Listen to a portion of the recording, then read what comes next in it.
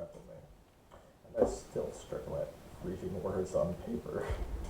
Anyways, I want to talk about a bad game that's mid at best. Dead by Daylight. Game, at its core, is flawed. You have 5 players on a map, 1 of them is killer, 4 of them are survivors. Killer is supposed to chase and sacrifice all of the survivors to the entity, while the survivors are supposed to evade the killer, hold left click on generators for 90 seconds while occasionally pressing the space bar under the threat of 10% of its current progress, with an extra 3 seconds of downtime. Survivors have to do this a total of 5 times, and once 5 of the 7 generators are repaired, 2 exit gates can be opened once you find them, of course. It's kind of hard to open if you don't know where it is and where the lever you have to pull is. Anyways, which I'd like to add, takes another 20 seconds. All this time is not accounting for downtime of traveling between generators, being chased by the killer, and multiple survivors working on one generator, which makes gens take a minimum of 40 seconds to complete if all 4 survivors are on the same generator.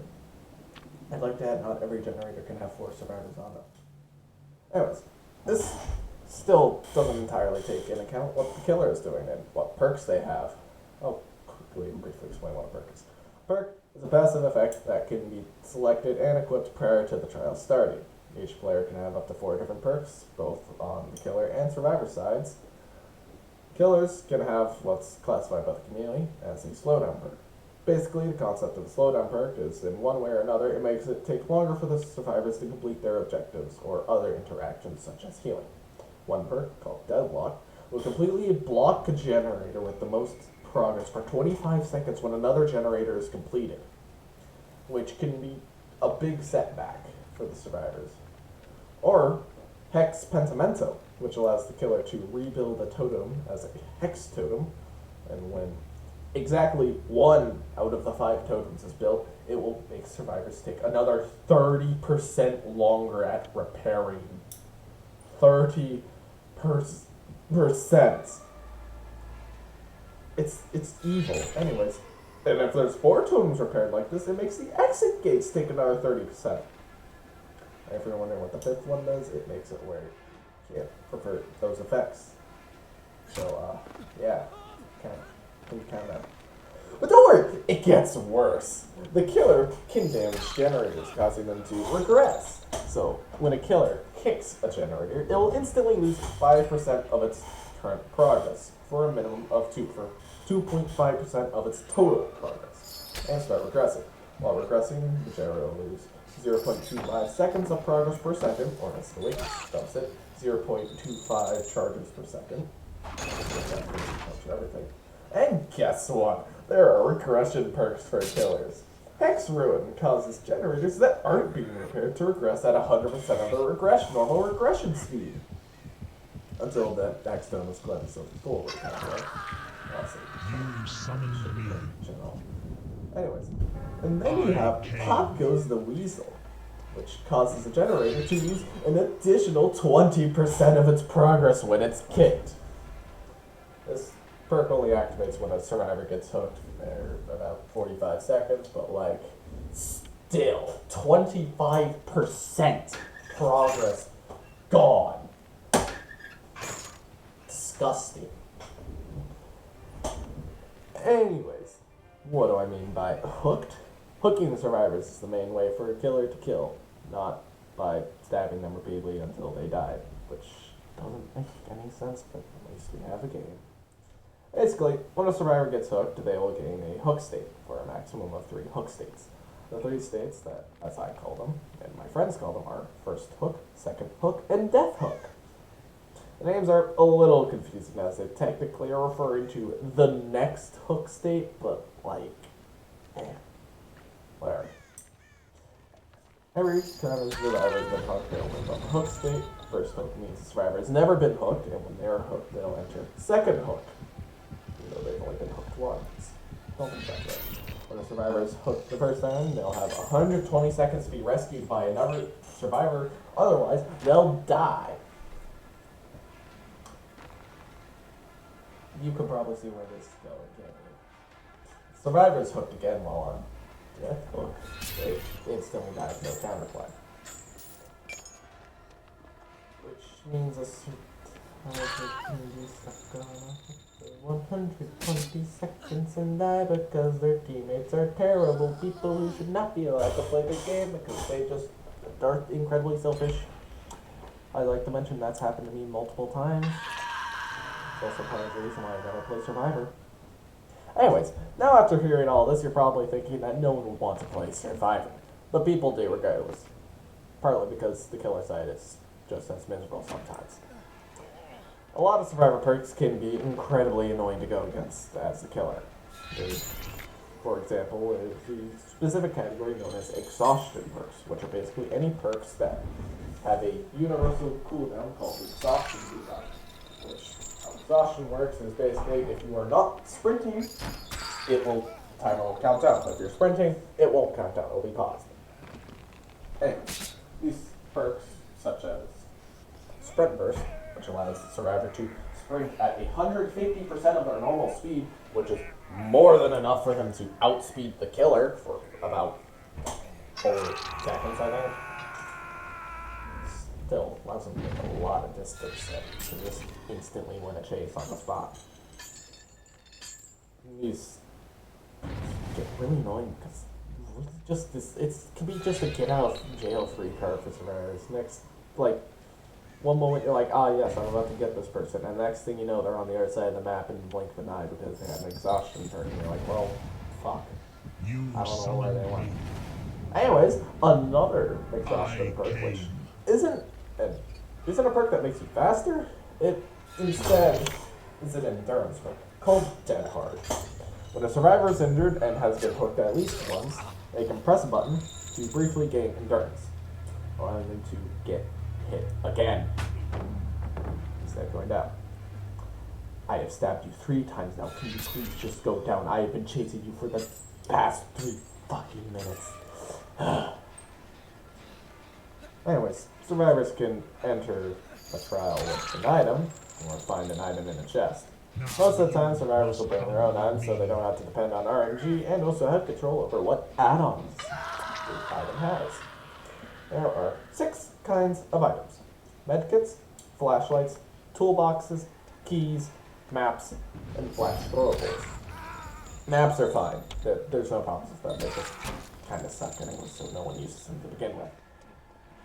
On the other hand, though, medkits, toolboxes, flashlights, and flash throwables, and also keys, are all problematic for the killer.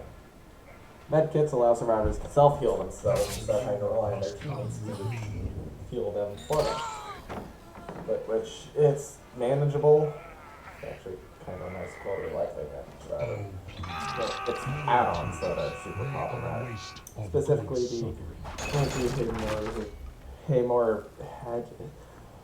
who the hell makes these words? And the syringe, as I'll call it, and the styptic agent.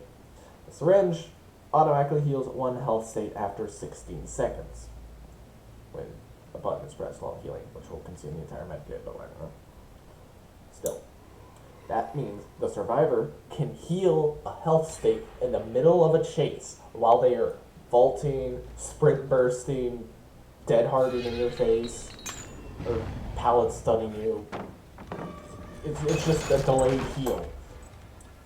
And it is efficient as well. On the other hand, styptic agent, which is similar to the syringe where you press a button and it consumes the medkit, which also I'd like to mention stacks with the syringe, means that they will gain endurance for 5 seconds. 5 seconds doesn't sound like a lot, but 5 seconds is a lot in Dead by Daylight. And if you don't know by how annoyed I am by Dead Hard, which only gives you a half second of endurance, you can tell how much worse this perk is. It's not even a perk. Why do they call it a perk? It's an add-on. What am I do? Endurance allows the survivor to take a 3rd hit before going down, which just makes chases take forever. Now, flashlights allow survivors to blind the killers if they shine the flashlight into the killer's eyes, which is annoying but can be easily avoided by looking away including straight up or straight down at the floor. The issue comes from that killers will get stunned if they are blinded while carrying a survivor, which frees the survivor they are carrying, allowing them to run away, as if they got revived or unhooked, except they don't lose a hook state. Flash throwables have the same problem, but are also instant, but technically have like a fuse. About 2 seconds after the survivor drops them, if you're looking at it, or in the general direction of it, they'll instantly be blinded. Good suffering. Thank God instant ones are patched from flashlights. Anyways, on to toolboxes. Toolboxes are annoying because they allow survivors to repair generators faster and sabotage hooks. Yes, I'm aware I was complaining about generator repair speed. As a killer, I'm glad it takes that long. But as a survivor, it kind of sucks. Anyways, the bigger problem comes from the sabotage feature, which allows a survivor to disable a hook for way too long. I mean, I don't know the exact number.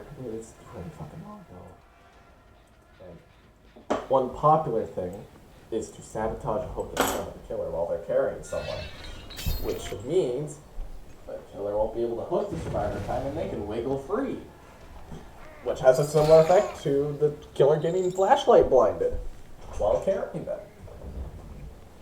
That's really annoying.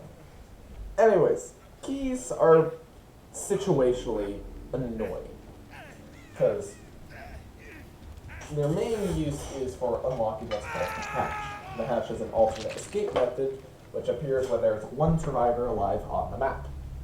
And the killer can close the hatch, preventing it from being used unless that survivor has a key, which completely nullifies the point of closing the hatch. Almost entirely. It's niche, but another effect is from You Adam, opened it. which don't know what's I called. came. Bloodstone or something. Basically, it allows the survivor to hold, right click, and they gain wall hacks. There's very few situations where it doesn't work, and that's if the killer is undetectable, but most of the time, you won't be running undetectable rules. Anything with undetectable in your build. So they essentially just get to see where the killer is at all times until the key runs out. That could go last the entire game to begin with. Alright. Finally, it just fucking sucks. Or generally just toxic and will blame you for trying to have fun with Michael Myers by existing on the map.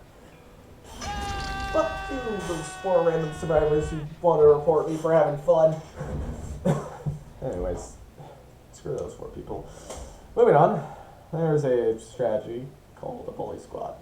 Basically, a bully squad is 4 survivors queued together with a loadout, call together so they can communicate, and their loadout is built to generally make the killer's life absolute hell, with flashlight blinds and stun picks. And they generally only stop annoying the killer until the killer quits out, giving them the win. There's some counterplay to bully squads, but man, I'd just rather not deal with them. Overall, do I recommend the game? Fuck no. It's bad. But I still play. Why? Because one, I'm a bit of a masochist, and no, not exactly. 2, I like the art of mistakes. Jason can be so fun as it's a test of skill from both players. Whoever's generally better and makes less mistakes will generally win the chase. On both sides. 3, when a build you made just works, it feels so good. No, I need to just, it's awesome. 4, I like making other people suffer in video games, which probably isn't necessarily a good thing, and it's probably why my friends don't like playing against me. I'll probably explain why I'm so low. Anyways, 5, everything is better with friends. Sometimes I'll queue Survivor with some of my up to 3 friends, and honestly, it makes a generally miserable experience enjoyable at times. Still can be miserable, but that's how I would ever play Survivors with friends. Also, the Kill Your Friends game mode, which allows you to, in a private match, play killer with every perk unlocked and survive with every perk unlocked. It friendly competition, unless the Xanath is there. They always make sweaty builds. You know who I'm talking about. You know who you are. Also, I like it because it allows stuff to fuck around with absolutely no consequences. Anyways, video I choose you! Alright, you made it to the end of the video. Good job. I said a lot of bad things about Dead by Daylight. So many people are going to be upset, but I do not care. It's not a very well-designed game. It has its flaws, and the balance decisions have been questionable. Anyways, if you enjoyed the video, like, comment, subscribe, I don't know. Whatever the stereotypical YouTuber asks people to do. Don't have to, I guess. Just get in your mind if you have something to say. Tell me I'm wrong about stuff or something, I don't know. Just maybe. I've dealt with enough people being a dick in endgame chat and DVD. I don't want more of it. Yeah. Anyways, this is Captain Moon signing off. Bye-bye.